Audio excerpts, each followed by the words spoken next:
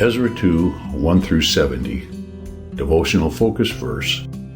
And some of the chief of the fathers, when they came to the house of the Lord, which is at Jerusalem, offered freely for the house of God to set it up in his place. Ezra 2:68. Back in the early 1950s, advertising executives approached a young evangelist, offering him a Sunday afternoon time slot for a religious broadcast that would air nationwide for 13 weeks. While the young preacher was convinced that religious broadcasting could be an effective tool for reaching souls, the price tag of $92,000 was totally out of reach. However, the ad executives kept up the pressure, and finally, the young preacher told them that the final decision was the Lord's. He said that if $25,000 of the total amount came into his hands by midnight that night, he would take it that God was leading him to begin a radio ministry. He knew a sum that large would take a miracle, because the largest single donation he had ever received up to that time was for $500. The evangelist was scheduled to preach in Portland, Oregon that night, and during the evening service he told the audience that he had been approached regarding a nationwide radio broadcast, but had refused because of the cost. At the close of the service, those present, like the Jerusalem fathers in our focus verse, offered freely. Donations and pledges were handed to one of his helpers, who stuffed them all into an old shoebox. When the money was counted, it totaled $23,500. Those present were amazed, saying it was a miracle, but the young evangelist had asked the Lord for $25,000, and he would settle for no less as a confirmation that God wanted him to begin a radio ministry. Upon arriving back at his hotel that evening, he picked up his mail from the hotel desk. There were 3 letters for him, and each contained a check, one for $1,000 and 2 for $250 each, bringing the total received that night to exactly $25,000. That was the starting point for Billy Graham's Hour of Decision radio broadcast, which ultimately was syndicated across 581 stations in the United States, as well as over 400 other stations around the world. Reverend Graham received offerings when he had a need, and he gave to other ministries when they had a need. In his later years, he occasionally visited the island of St. Martin in the Caribbean for vacation, and on one of those trips he came across the Apostolic Faith Church in Sandy Ground. Not wanting to disrupt the service by attending in person, he would sit outside our church there and listen to the music, testimonies, and preaching. When one of our ministers and his wife visited the Sandy Ground Church as representatives of the Portland headquarters, they met with the pastor, who gave them a tour of the building. Upstairs, the pastor pointed out the church's roof, which was constructed by Reverend Graham's team after the original was blown off during Hurricane Louise in 1995. He also noted that after Reverend Graham's passing, his son Franklin directed their team to help again in 2017 after Hurricane Irma destroyed much of the church. Seemingly, the Grahams felt a burden for this church because Reverend Graham had enjoyed sitting outside and listening to the services there. People had supported his ministry financially over the years, and no doubt he and his descendants wanted to pass on that blessing. And so the gospel work continues. When God's people give freely, He blesses freely, and the work goes forward. May God help each of us to learn from the chief of the fathers who contributed in Ezra's day, and those in years since who have given of their resources, and do our parts to advance God's message on this earth. Background information. This chapter continues the explanation of the return of the exiles to Judah that began in Ezra chapter 1. Babylon, the once mighty empire that had taken the people of Judah into captivity, had been overthrown. Persia was the new world power, and under the Persian king Cyrus' foreign policy, captured people were allowed to return to their homelands. The 70 years of captivity prophesied by Jeremiah had ended, and God provided the opportunity for Zerubbabel to lead the first group of captives back to Judah. There were two subsequent groups of returnees. In 458 BC, 2,000 men and their families led by Ezra went back to Judah, and in 445 BC, a small group returned under the leadership of Nehemiah. Zerubbabel was joined by nearly 50,000 individuals in this first homeward trek. The key leaders who accompanied Zerubbabel are identified in verses 1 and 2 of chapter 2, and some of those who came with him are categorized by families and places of residence. See verses 3 through 35. The priests and Levites are recorded. See verses 36 through 54, followed by the descendants of Solomon's servants. See verses 55 through 58, and other returnees. See verses 59 through 63. The total number is given in verses 64 through 67, and the chapter concludes with a description of the offerings made by the Jewish leaders upon their arrival in Jerusalem in verses 68 through 70. This record of names is repeated in Nehemiah 7, 6 through 73. Both lists were likely taken from the register of those families and categories made at the time of the return and preserved in official records. Bible scholars note that any Jew whose ancestors were noted in this registry would have considered the document of inestimable value because it named and thus honored the first rebuilders of their country after it had been laid waste by the Babylonians. The phrase, children of the province, in verse 1 reflects the fact that Judah, once a distinguished kingdom, was now merely a province that was subject to and dependent upon another governing power. The statement that the returnees went every one to his city means that each went to the city that had been theirs in the former settlement by Joshua. Jeshua the high priest, referenced in verse 2, was the son of Josadak, the former high priest. See Ezra 3:2 and Haggai 1:1. He is referred to as Joshua in Zechariah 3:1 through 9 and 6:11. The Nehemiah mentioned in verse 2 is not the Nehemiah who rebuilt Jerusalem's wall some decades later, nor is the Mordecai listed, the Mordecai who appears in the book of Esther. Tirshatha, mentioned in verse 63, was the title given to the governor of Judah under the Persians.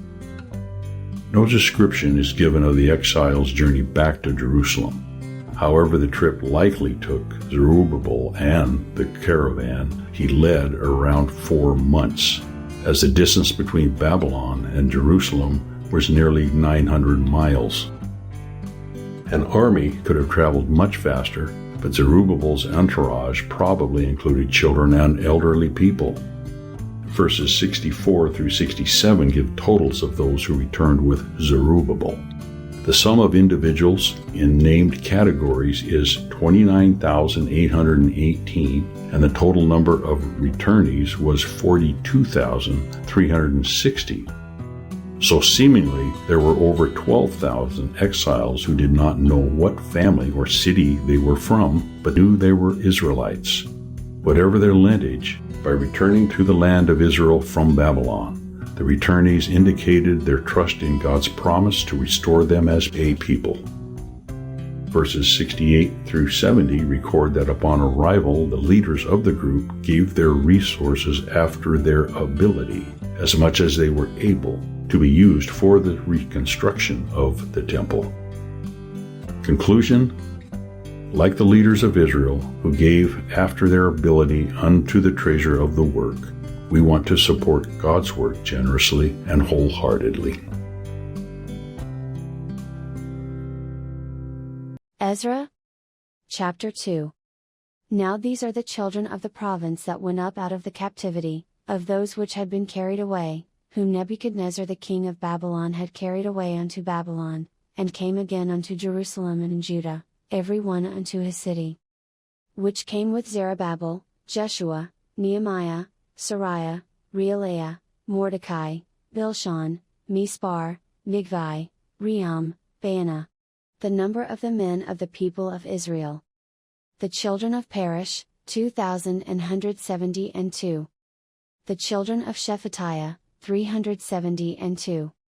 The children of Ara, 775. The children of Pahathmoab, of the children of Jeshua and Joab, 2,812. The children of Elam, 1,254. The children of Zattu, 945. The children of Zakkai, 703 score. The children of Bani, 642. The children of Bebai, 623. The children of Asgad, 1,222. The children of Adonikam, 666.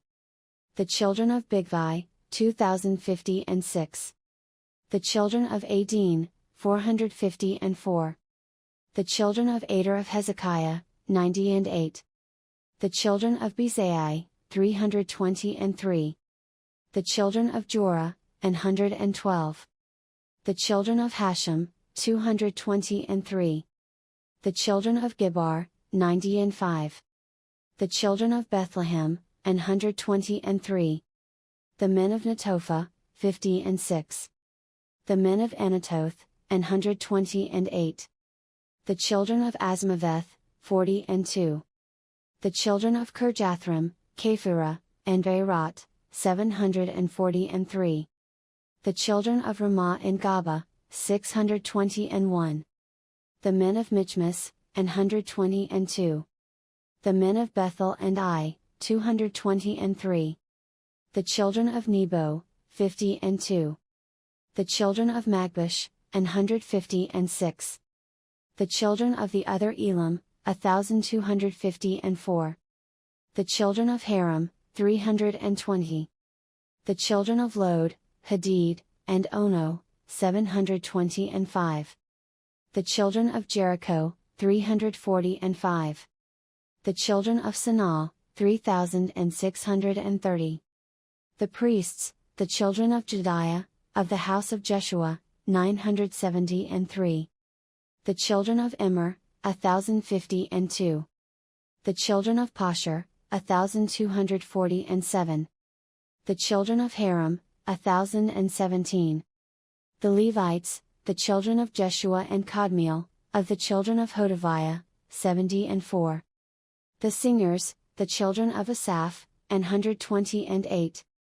The children of the porters, the children of Shallum, the children of Ader, the children of Timon, the children of Akab, the children of Hatita, the children of Shobai, in all 139. The Nethinims, the children of Zihah, the children of Asupha, the children of Tabaoth. The children of Keros, the children of Siah, the children of Paddan. The children of Lebanah, the children of Hagabah, the children of Akab. The children of Hagab, the children of Shammai, the children of Hanan. The children of Giddel, the children of Gahar, the children of Reiah. The children of Rezin, the children of Nekoda, the children of Gazam. The children of Uzzah, the children of Paseah, the children of Basai. The children of Asna, the children of Mehunim, the children of Nephisim. The children of Bakbuk, the children of Hakupha, the children of Harher. The children of Bazluth, the children of Maida, the children of Harsha. The children of Barkos, the children of Sisera, the children of Thama. The children of Nitsia, the children of Hatapha. The children of Solomon's servants, the children of Sotai, the children of Sophereth, the children of Peruda. The children of Hala, the children of Darkon, the children of Giddel. The children of Shephatiah, the children of Hadal, the children of Pocherth of Zebaim, the children of Emi. All the Nethinims, and the children of Solomon's servants, were 392. And these were they which went up from Telmela, Telarsa, Cherub, Adon, and Immer, but they could not show their father's house, and their seed, whether they were of Israel. The children of Delaiah, the children of Tobiah, the children of Nekoda, 652. And of the children of the priests, the children of Happeah, the children of Koz, the children of Barzillai, which took a wife of the daughters of Barzillai the Gileadite, and was called after their name. These sought their register among those that were reckoned by genealogy, but they were not found, therefore were they, as polluted, put from the priesthood. And the Tirshatha said unto them, that they should not eat of the most holy things, till there stood up a priest with Urim and with Thummim. The whole congregation together was 42,360. Beside their servants and their maids, of whom there were 7,337, and there were among them 200 singing men and singing women. Their horses were 736, their mules, 245. Their camels, 435, their asses, 6,720. And some of the chief of the fathers, when they came to the house of the Lord which is at Jerusalem, offered freely for the house of God to set it up in his place. They gave after their ability unto the treasure of the work 61,000 drams of gold, and 5,000 pound of silver, and 100 priests' garments. So the priests, and the Levites, and some of the people, and the singers, and the porters, and the Nethinims, dwelt in their cities, and all Israel in their cities.